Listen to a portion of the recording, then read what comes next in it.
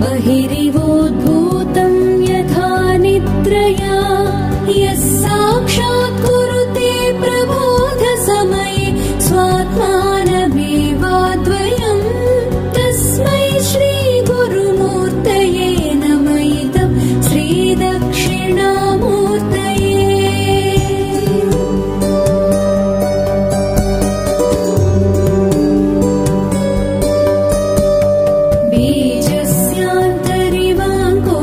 जगदिदं प्राङ्निर्विकल्पं पुनः मायाकल्पितदेशकालकलनं वैचित्र्यचित्रीकृतं मायावीव विच्छ्रुतं